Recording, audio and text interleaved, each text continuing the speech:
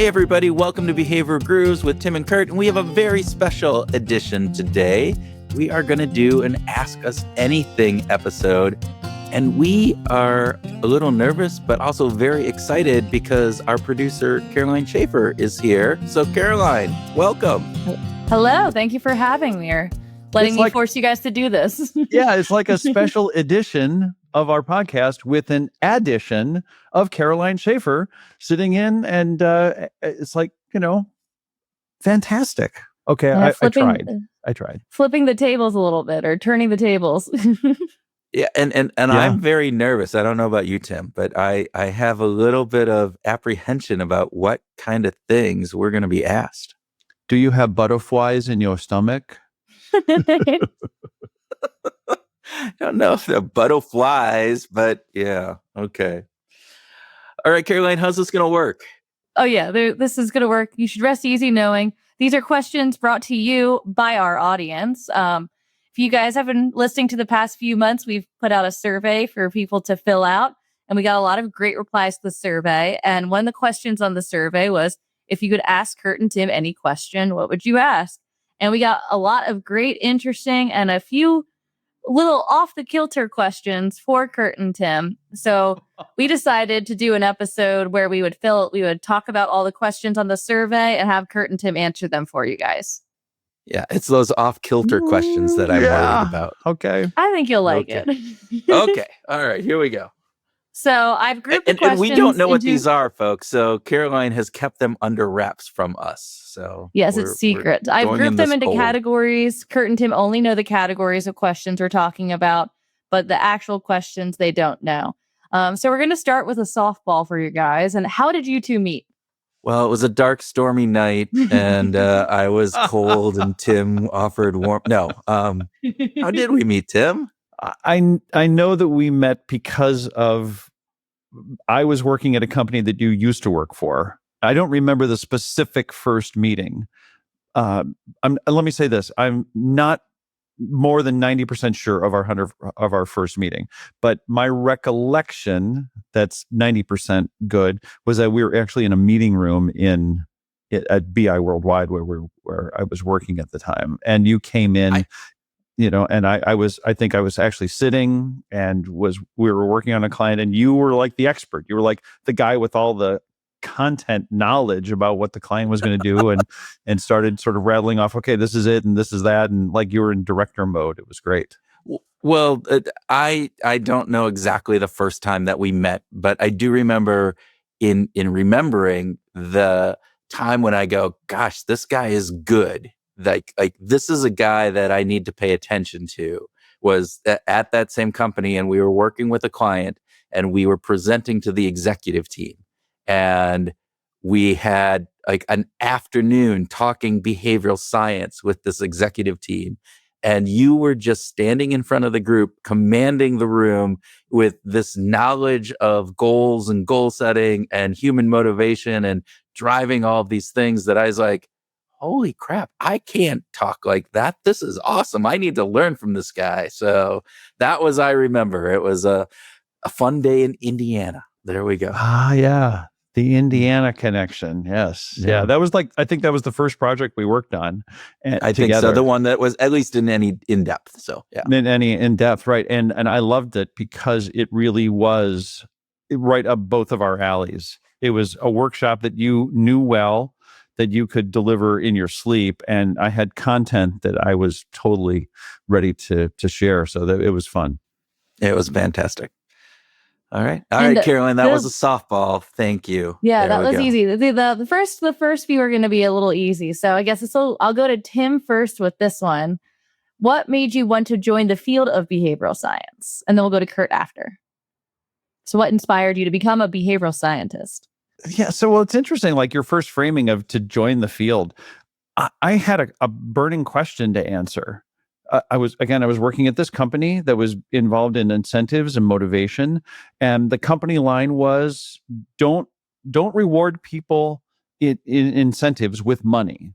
Reward them with things like high-end merchandise and experiences and travel. And I'm like, that just doesn't make any sense to me. Like, why not just give people money and then they can just do whatever they want with it. They can buy the golf clubs, or they could go on the trip. Just give them cash.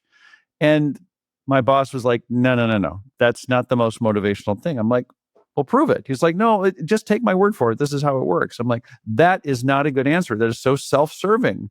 That didn't work for me. So I had this burning question that led me to some research, that led me to the cab driver study that was done in 1998 with George Lowenstein, Richard Thaler, Colin Kammer, Linda Babcock. And,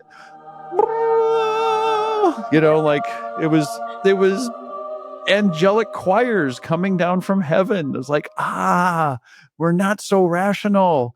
And this is in like 2002 or so. And that was like a brainworm or a rabbit hole or some kind of vacuum that sucked me into the metaverse of behavioral science. And I haven't looked back since. My turn.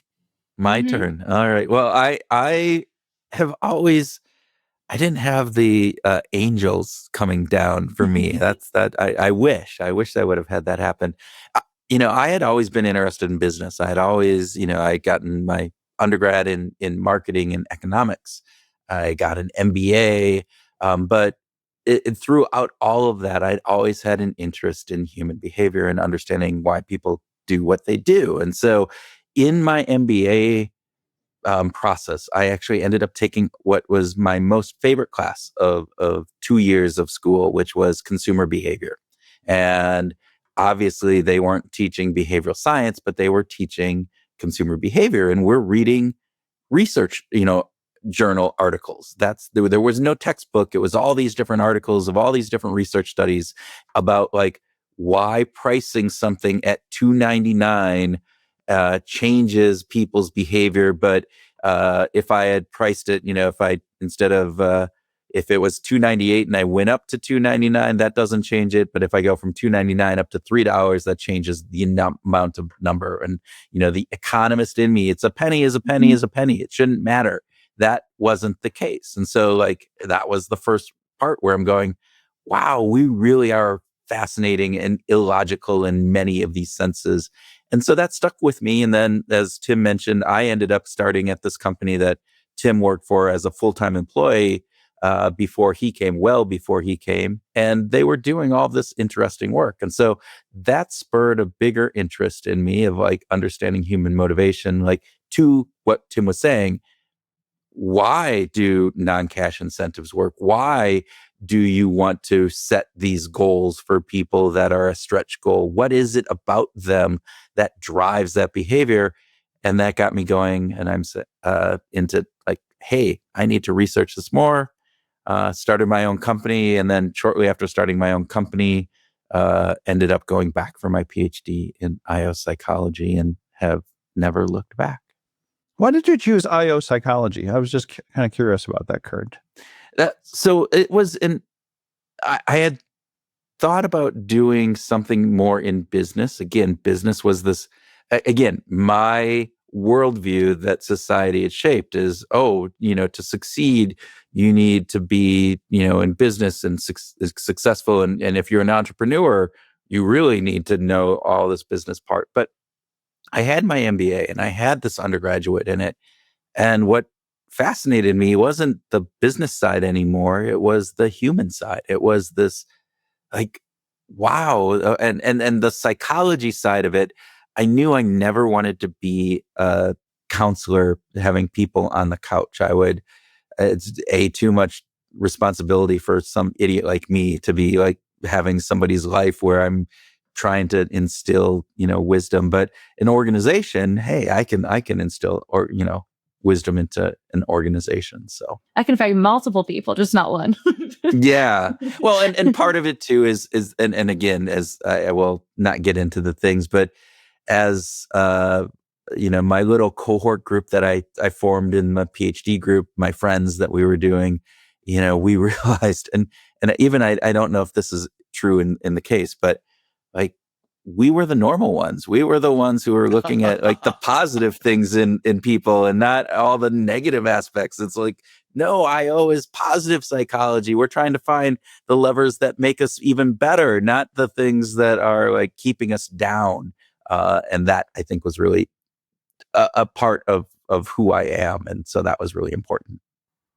And now I'm going to combine the two questions we just asked. And what made you guys start a behavioral science podcast in the first place? So you have a little passion for behavioral science and you've met. When did we decide, let's talk about it? All right. We didn't decide ever to really have a podcast. It was by accident. That's true. So when Tim left, so as we mentioned a little bit of the timeline, I went up and joined this company in 1992. I left in 1997 for my own business. Tim, you joined BI. 98. I joined in 98. Right after me. And we started working together in the early 2000s, right? Somewhere in there or close to 2009, 2010, maybe. In the meanwhile, right, or not in the meanwhile, but we became friends, and we were beyond that first time working with that client in Indiana. It was like, Tim's a fascinating guy. He does all the stuff. He plays music. I went to a record release that you had. I did, there were other things that were going on, and we just formed a friendship. And I think with that friendship, when Tim finally did leave that company, you were going to go and start your own consulting company, and you reached out to me because you thought I knew something about that, and I led you down the wrong path. But I'll let you turn it over to you. It was okay. So first, the record release was 2013, and you didn't come because of the music. You came because it was a cool venue. It was a rooftop venue on top of an old warehouse in downtown Minneapolis, and it was that. Thank God, because it drew a really good crowd. It was cool. It was cool. Yeah. So this whole thing of me leaving the corporate world and going to do the consulting thing is like, my first thought was, let me talk to people who are already doing it successfully. Let's get some expert knowledge here. And Kurt was among half a dozen or so people that I knew who had really, successful consultancies. And they were behavioral science kind of leaning. And Kurt was the most behavioral science guy, of course, of the group. He was actually, using behavioral science in his consultancy. But he had a successful consultancy. And so it was at lunch on Hennepin Avenue that Kurt just, we've been talking for like an hour and having a great conversation, as we always did. And Kurt just says, well, why don't we just do something together? And it was interesting because podcasts did not come up then. We were thinking all these, we can start, let's do a conference. We'll have a behavioral science conference and bring everybody in. And what can we do there? Can we do, something where there is maybe a certificate? Can we do a behavioral science certificate? Remember, we talked about that. And training program. Yep. We ended up kind of landing on doing a meetup in Minneapolis. So we started Behavioral Grooves actually was a meetup. So we gathered people together. First one was at what was that location? It was a restaurant. It was French Meadow in their little room off of Lyndale Avenue in Minneapolis. And we had like 25 people come, and I talked about, the difference between habits and routines, and is there a difference in different pieces? And it was fascinating. It was really good. The next meetup that we had, we were bringing in James Heyman, who is you co-wrote this paper with Dan Ariely, and we were going, we were kind of starstruck a little bit, and we realized we're going to get 25 people to show up again, right? It was not, we hadn't been able to grow it big enough to get hundreds or, and we said, we need to get this captured and to get it to a larger audience. I had done an interview on a public radio station, and I, like 2 weeks before this, Tim, as he's mentioned, is a recording studio. So I had the bright idea of saying, Tim, why don't we just bring James in an hour beforehand? You got all the recording equipment, man. You got the tools. We could just record him and we'll put it as a podcast. And we could do this every meetup, and we'll do one podcast a month. It'll take an extra hour of time, maybe a little bit on the back end to do some editing. But maybe in 2 hours extra work a month, how hard could that be? It'd be great. Cut to now. And just as a parenthetical, it was a bright idea. It was one of those things hatched out of pure naivete and innocence, with thinking that we could just do it once a month. It would only take an hour or so. And I didn't even take the first recording all that seriously with James. I was nervous about it, but I didn't want to make a big fuss. And so I used a really kind of a crappy little condenser microphone, a USB condenser microphone that sat on a little cocktail table in the center of the three of us. We kind of huddled in close so that the microphone would pick up our voices. It's a terrible recording. In the back room of a bar where there's, people yelling and screaming on the other, just behind the little curtain, you know? And we kept that going. We kept that into the second month. We thought, well, let's do it one more time. And even before we got to the second recording, we realized we need to talk to more people. This isn't going to be enough. There's so many more people in our lives that we know and that we'd like to talk to gain the kind of excitement that we got from talking with James Heyman. The enthusiasm that Kurt and I had about sitting and talking to this world-class researcher was, man, it was like through the roof. We were ecstatic, and we wanted more of it. And none of them lived in Minneapolis, and so we couldn't invite them to be guests because we weren't going to fly them in and pay them a per diem. So we had to just use technology, and the technology available. Thus, Behavioral Grooves, the podcast, was born. Yeah. And what has surprised you the most about having a podcast that you didn't expect? That Tim is still putting up with me after all of these years. Again, and I've said that actually there's a bit of this, right? So that having a podcast, the amount of work that goes into a podcast is immense. It was not expected. And to that degree, when we look at the breakdown of like a pie chart of who does what in this podcast, my slice is really thin, and Tim's is really big, and Caroline, yours is really big, and mine is really, really thin. And I can only just be grateful that you guys haven't kicked me off the bus yet. So, well, you're like the magician's assistant, kind of, Caroline, I've never thought about Kurt as being the magician's assistant. I'm just the pretty face that, like, here you go. Yeah. I'll turn the little thing around as you put your just tease it up, Yeah. Well, then the next question leads into that. This might not have an answer to it, but one listener wants to know, are you guys using any behavioral science tricks on the audience during the podcast? We won't tell you if we are. No. I don't know, Tim. Are we? I mean, I think we try to bring a behavioral science lens to everything we do. Yeah. But like my kids who are, 19 and 15, they're going using that behavioral psychology stuff on us again. And I don't think we're all that good at the practitioner application of it in our daily lives as much as we would like to. I don't know. We don't have the power to nudge or frame or to persuade. We are doing our best to create an environment that is enjoyable and meaningful. And that's what we want. We don't want to whip out a can of behavioral science goop and pour it all over every episode. It's just living in it. So the answer is no. We don't. No. That said, I will say this, like, we want people to leave reviews. We want people to listen. We want people to share the episode with a good friend. We do want that. And so when we're begging for that, then I suppose we're trying to persuade people with behavioral science.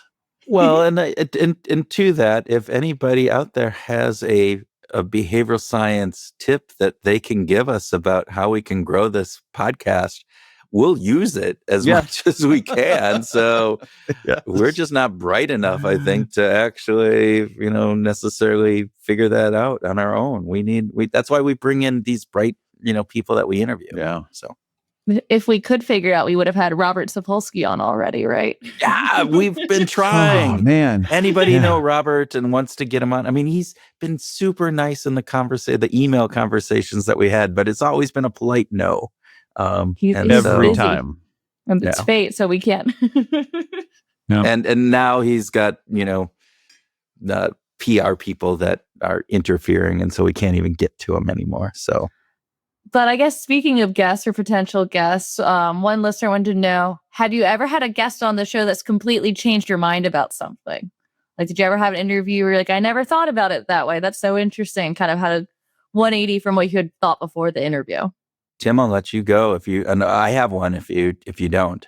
I think that it was Roy Baumeister that we were talking to that said, you need to be willing to adopt new ideas all the time. That if there's new research that contradicts old research, you kind of need to be willing to just part with that old research, no matter how much you loved it and how much you relied on it or how much you integrated into your work. You kind of just need to be willing to just let go of it and adopt the new ideas if they really are substantiated by science. That is the scientific method. And that was really hard for me to hear, because I kind of felt like, at the time, haven't we got it all right? Like, isn't science just doing its job when it figures something out and says, I'm done, I've figured it out? But that's not the way science actually works. We had Newtonian physics for a long time, and now we have Einstein physics because it's better. We have a better lens now. And so even in hard sciences, it's like we keep learning things. And so that was like a big aha for me. Kurt, how about for you? So there's three people that top of my head come into play. And I don't know if they're 180s. You said 180, but they definitely shifted my thinking. The first is Annie Duke, who we obviously have a huge, science crush on as we're going through. But the thinking in bets, that very first time that we talked with her, it changed actually how Tim and I conversed. Yeah. It changed how I think about things in a more probabilistic manner than I ever did before. And I make note of when I am an absolutist as opposed to a percentagist, if that's even a word. Well, and can I just say, even just in this conversation, we were talking about something, and I said, well, I'm like 90% sure of how we met, but I'm not 100% sure of how we met. Yeah. That's Annie Duke's influence right there. Yeah. And so that was drastic in changing how I actually go about my life on a regular basis. The other one, there's two more. One was so Annie was first, and then Ari Kruginski that we had, and he talked about this idea that all underlying motivation is about us striving for significance. And motivation is like the world that Tim and I live in, and that was a concept that hadn't necessarily I wasn't aware of. And so in that conversation, again, I'm not 100% bought into that all motivation, but at an underlying core, there's some real cool work that's being done there. And if you think about it, wow, significance, the striving for significance, if you peel back the layer enough, that's down at that core.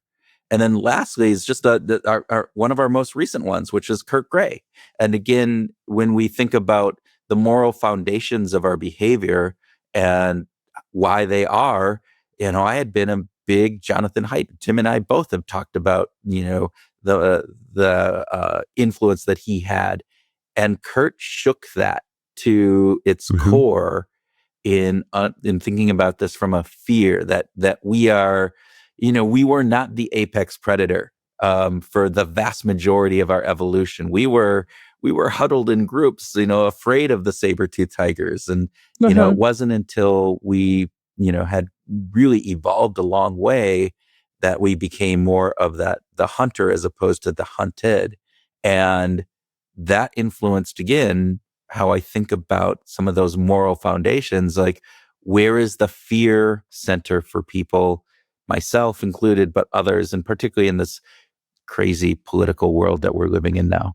Could I just add one thing to that? That I don't mean to say that the Roy Baumeister conversation was like the cataclysmic thing, because we've had 460 episodes.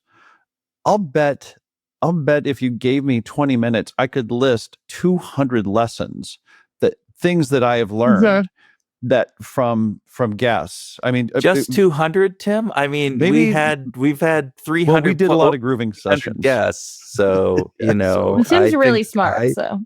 Yeah. But yeah, I mean, Kurt Gray, Isla Fishbach, Sandra Motz, Eva Vanderbroek, and Tim Den Heyer. Like, just the last 5 episodes, I can just think of the things that they brought to the table that were like cool stuff. Yeah. And kind of on a similar note, behavioral science topics. What is a behavioral science myth or misconception that people have that drives you crazy? Yes, Kurt. The over-justification effect, that using extrinsic rewards decreases intrinsic motivation. Oh, that just bugs the hell out of me. The research is very, very, very powerful, saying it happens in the short term, but in the long term, no, that is not true. And it depends very much in how you deliver that extrinsic reward. In other words, what people are told about how they earn it. Is it do this, get that? Or is it, hey, here, this extrinsic, if you do X, we'll give you, so much. If you do Y, we're going to give you more, actually showing some competency in various different things. And the way that extrinsic reward is delivered and discussed influences how much of the intrinsic motivation is decreased. And as we said, again, we had some great conversation in I forget the researcher who had the paper that talked about this, but the idea that over time, all of these studies that had shown the over-justification effect were short-term. It's like within the day or even a week. And when you look out at longer periods, not only does that intrinsic motivation come back, but in some instances, it actually increases above the baseline. Were you thinking of Yuri Ganesi? Yeah, but we didn't talk to Yuri. We talked to his student. I don't remember. I'm drawing a blank on his name. And the other thing is that memory is a solid thing, that it's just absolute. And obviously that doesn't make any sense given how bad my memory is. Yeah, memory is not fixed. The thing that bugs me the most is when I'm telling people about a behavioral science thing, and they go, well, duh. Like if nudging people, like giving, putting, the cookies, moving them from the front of the cafeteria line to the end of the cafeteria line reduces consumption. They're like, well, of course. I mean, that doesn't take a behavioral scientist to figure out. I'm like, well, then why the hell didn't you figure it out? It actually takes scientists to figure out, in some ways, very obvious things. Obvious things, absolutely obvious things that become obvious to us once we become aware of them. And I think the other piece of that is oftentimes we make assumptions, the obvious thing. Again, Tim and I worked with this company, BI, that was focusing in on non-cash awards and this idea that they can be more powerful than the equivalent cash. But if you ask people, they'd go, duh, no, cash is more motivational. And you go, actually, in certain situations, it isn't. Actually, in many situations, it isn't. There is a whole wealth of research that shows giving somebody $100 or giving somebody the opportunity to earn a massage, the massage is going to be so much more, even though you could use that $100 to buy your own massage or something you like better than a massage, right? Mm-hmm. And that's really powerful. And to add on that, the people who earn the massage after they've earned it, after they actually delivered more effort and more motivational power than the people who got paid cash, say, "Oh yeah, and now that you've given me the massage, I'd rather have the cash." It's like, no, don't. But you were motivated more by the massage. Anyway. Yes. Hey, this is Kurt, and we want to say thanks for listening to Behavioral Grooves, and we hope that you're enjoying this episode, but it feels a little bit one-sided. You're hearing from us, but we're not hearing from you. This is Tim, and we have 2 suggestions to remedy that. The first is join our Facebook page and engage with us. We want to talk with you. We want to hear your perspectives, and hopefully our Facebook page might be the place to have some of that interaction. So please come and join us. The other recommendation we have for you is to leave us a quick rating. You know, the little 5-star thing at the bottom of your app? Or a short review. Just leave us a few words about what you like about behavioral groups. We'd very much appreciate it. Thanks, and we now return you to our regularly scheduled programming.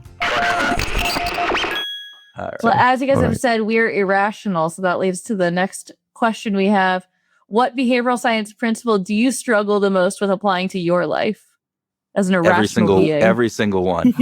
Every single one. No, just the first 150 for me. Oh, Tim's so much better. I don't know if this will answer the question. I'll be a politician and answer the question I want to answer. And for me, it is about confirmation bias and this idea about how our brains are wired to reconfirm.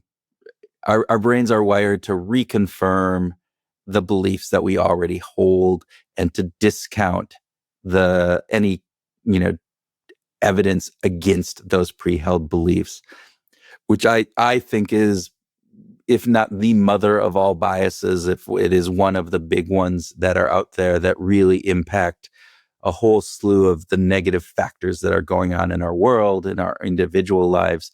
And so that one I recognize, but I also recognize that it's hard to recognize. And so in those times, I'm sure it's being applied because it acts at a level below our conscious mind. So when you're reading an article, you highlight those areas that confirm your belief and you kind of skim over those areas that disconfirm that belief. And it's really hard, but I understand that it's a big piece. And that's the one that I struggle with. But I also, I struggle with them all. This is part of it, is that it's hard to become aware of the biases that are shaping our behaviors because they are unconscious. And that makes it particularly difficult. But the one that shows up in my life in a way that is available to me and that I'm conscious of is the intention action gap. It's this idea of really believing, and that flows into planning fallacy and a whole bunch of things like that. But it feels like I really believe that I want to do something and it's the right thing to do, and yet I don't do it. And that is it. And again, it's because I see it, and it makes it hard to be me sometimes when I keep seeing gap after gap after gap after gap. I think it would be very easy to be you, Tim. You are so good. I don't know. It's interesting you say that, because as you mentioned that, right away I went like, I'm not supposed to be. I have every intention of watching what I eat and following a Weight Watchers program. And I start every day off really well, really, really well. Like today, it's perfect. And by the end of every day, I just had a couple things of M&Ms because I didn't have lunch. And so I ate a couple bags of M&Ms, not on the healthy eating thing. If they're dark chocolate M&Ms, it's better for you. So just switch to dark chocolate M&Ms. Well, there you go. Note to self. Note to self. All right, we're moving on to questions from kind of a broader behavioral science world scale now. So, one of our listeners has asked, how might we increase the adoption of behavioral science to improve workplaces? Like, how do you go about getting workplaces to take on behavioral science departments, which we've talked a little bit about on the show before, but kind of what are your opinions on that? This is something that Kurt and I have talked about a lot over the years, and it's something that I get to talk. I just actually had a conversation with a bunch of other practitioners about it, based in New York. I think that there's two things. I think that there's two things to do. One is it takes senior leadership to be willing to say, what we need is a behavioral science team. We need a behavioral science unit in order to boost what's going on in the rest of the organization, in marketing, in HR, in compliance, and whatever, innovation, whatever product development. That if there's going to be any kind of persuasion, it needs to be at the highest levels of the organization for budget purposes. However, if you're not at that level, or you don't have access to a CEO or a C-level executive, I think the other level is just start doing it. Just start bringing behavioral science principles into your work. Just if you're whatever kind of work you're doing, if you're a UX designer or you work in HR or you write copy for marketing emails, like just start thinking about the behavioral science aspects of what it is you're doing, and do a little research and go, oh my gosh, this has already been studied. There's actually already been research on something that's very, very similar to this, and maybe I can adopt that in what I'm doing, and just do it. Don't even ask permission for it. Kurt? Agree 100% with what Tim said. I'll take a different twist because I have a consultancy where we are selling these services into businesses. And it's very difficult to sell in behavioral science solutions to businesses. It is easier to sell in business solutions that use behavioral science. And you focus in on the business issue. What is the challenge that businesses are facing? And you provide a solution to that. And oh, by the way, it's informed by behavioral science. So there's some really human dynamic aspects that underlie all of this, but it isn't leading with that behavioral science perspective. There are a few organizations where you can do that, where I think you have like enlightened leadership. But for the most part, at least from the world that I work in, we are always solving business issues, and we're just doing it with a behavioral science lens that gives us a unique twist on how to do it, one that hopefully is more effective, has a longer term impact, and actually doesn't have many of the unintended consequences that I think some of the other Band-Aid kind of approaches do. And so why do you think it's so hard for people to accept like the behavioral science practices into mainstream, like into government or into just businesses in general? Why do you think it feels like it's kind of a relatively new, at least from my perspective, relatively new idea that within companies, there's people who are working on the science behind the people at the company. Why do you think that's not something that's a given at a company? Well, I think it is relatively new. And if we think about the 80s as sort of being the baptism and birth of that we're only 40 years into it, it is still a relatively new discipline. On the other hand, the first Nobel Prize was awarded in 2001, I think it was. 2002. 2002, and Danny Kahneman won. So it takes a while to kind of get into the zeitgeist of society. It just takes time, and so on one level, I'm willing to be generous and say it might just take more time. On the other hand, I'm going to disagree with you, but you finish your thought. So on the other hand, I also want to say that when the evidence is there, what in the world would keep business leaders from adopting better practices to improve their relationships with their employees, their customers, their partners, the people that they do business with. Like, it's in some ways it's maddening to me that that they don't. And I think what's keeping it is starts with a lack of understanding, and it goes into all kinds of, guess what, biases, prejudices, misbeliefs, misunderstandings. All those kinds of things play into the role of we're just not ready for that, or we don't need that, whatever that storyline is. So I'm gonna agree with your latter part. I'm gonna disagree vehemently with your first part that it's young and it's, different pieces, and it takes a while for the zeitgeist of culture. I look at the cell phones, look at any of the technology advances that we have, look at AI. It has changed. It is being integrated into the world of how we work and operate, and it happens in years, if not under a year in some instances on these things. So this idea that, behavioral science is a new field, we're 40 freaking years, right? And no, that's more than 2/3 of my life. This is not something people have grown up with this that are in leadership positions, that it's been around the entire time that they've been around. I don't buy into that. What I do think is that we have done a really poor job of talking about it. And in some instances, we have oversold the impact that it has. So, what we know is that behavioral science works in certain instances with these parameters in these situations. And we paint it with this broad brush that it can solve world hunger, it can solve this and that.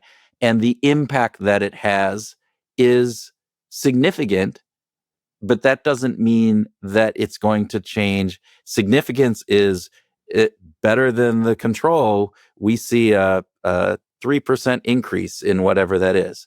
And 3% isn't something to sneeze at, but a 2% increase or a 5% increase isn't necessarily world changing.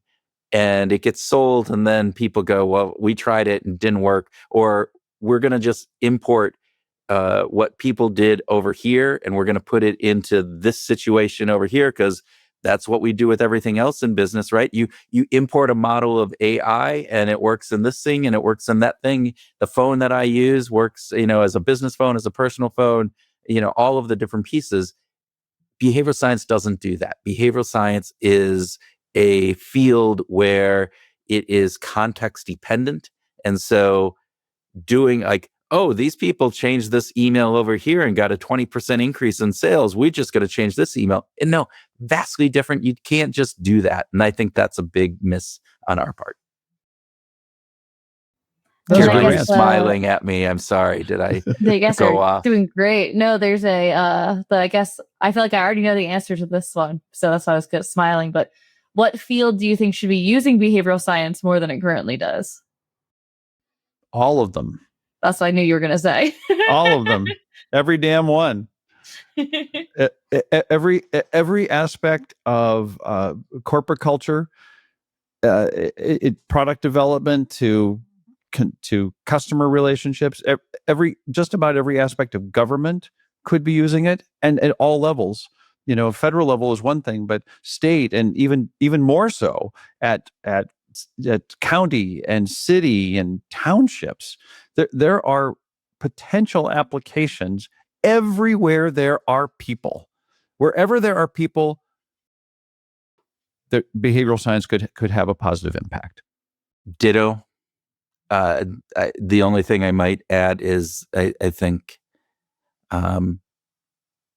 police forces, again, Tim, going down to that local level that you talked about, it's not an area that either you or I think, have ever worked in, but the many, many issues that have been highlighted over the past 20 years with police kind of brutality, some of the implicit biases that they have in various different pieces. I know there's work being done there. I don't know if that work is enough or if it's focused. And I think there can be a lot that can go to change, our communities with that. I think also education, a big piece of this comes into education and bringing behavioral science principles into the classroom. Into the classroom at a much younger, you shouldn't have to go to college to understand some of this work. And, understanding humans is one of the biggest things that if we can get that better, we're going to have a better society. Well, you talk about adoption, Kurt, and one of the reasons why so many people have adopted phones is in part because they got them when they were young. I mean, we have a generation of people who have grown up with phones. If Apple Computer grew tremendously with their education program by bringing Macintoshes into the classroom and really making an effort to get young kids to start adopting them and then wanting them. And if we brought decision-making classes into first, second, third, fifth grade, we could all be better decision makers on one level, but we'd also have a better sensitivity to behavioral science. So you bring up a really good point, Tim, this idea of decision science and understanding how to make decisions better. You and I are working on a book, Finding Your Groove, and one of the big chapters that we have identified is talking about inflection points and talking about the moments that determine the output of our life, the quality, the fulfillment that we have, the joy that we get is determined by a number of different inflection points, some big, some small, most of them somewhere in between. And at each of those key points, there is a decision that needs to be made. Many of those decisions are being made on an autopilot mode that we do because this is what we were taught at a young age. We don't slow down to think about them, nor do we need to in many of these situations. But there is this aspect of if we did slow down at appropriate moments, at those inflection points that we make a decision that have a meaningful impact on our lives, and we can make better decisions at those moments, it will drastically increase how well our lives turn out and how well the lives of our family turn out and how well the lives of our community and society. So I think that's great answers, and that pretty much wraps up what we've got sent in. We do have one final question for you guys, and that kind of goes along with what we've been doing on our Groove Jams. So this will be a mini Groove Jams question for you. Would you rather have a pet rhino the size of a corgi or the corgi the size of a rhino? And the listener who wrote this in let us know that you can put a saddle on the rhino-sized corgi. You can put a saddle on the rhino-sized corgi, so the corgi is rideable with a saddle. Yes. Kurt, maybe you should go first. No, I want the corgi-sized rhino. Oh, you do? Who wants a freaking corgi that's huge? Come on, it's a corgi. Now, if it was a German Shepherd or something else, I might go for it. But no, give me the little rhino. Wouldn't that be cool? You have a little rhino running around your house. Think about how much fun you could chase the rhino around. The rhino would try to ding you with your little horn. You grab the horn and play tug. You could put a little sponge on that and ram with them. I think it'd be fun to have a little rhino in the house. Imagine what it would be like though to have a 2,000-pound corgi running around your yard, your neighborhood. Imagine going for a walk with a 2,000-pound corgi. People are going to respect you. And when that corgi opens its mouth and barks, the whole neighborhood is going to wake up and be aware. Who's going to pee? Who's going to clean up the poop and the piss? All right. Did you think about that? You're going to need a bigger boat. The zookeepers do it. It'll just be like a shovel, Just... Yeah, but it's the zookeeper. It's in your house, right? This is your animal. No. Are you outside? It's going to have to be in the yard. It's a yard pet for sure. It's a yard pet. So I'm going to have to move to a farm. All right. See, again, rhinos, corgi-sized rhino, all in. Well, that's kind of that. I think those are good answers. I like that we had both sides of the corgi issue.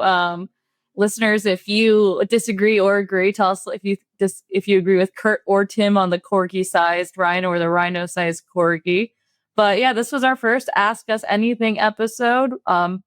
Completely listener driven by your questions to Kurt and Tim. So thank you for everyone who wrote in. And if you're now listening to this saying, hey, what the heck? I didn't get a chance to write in.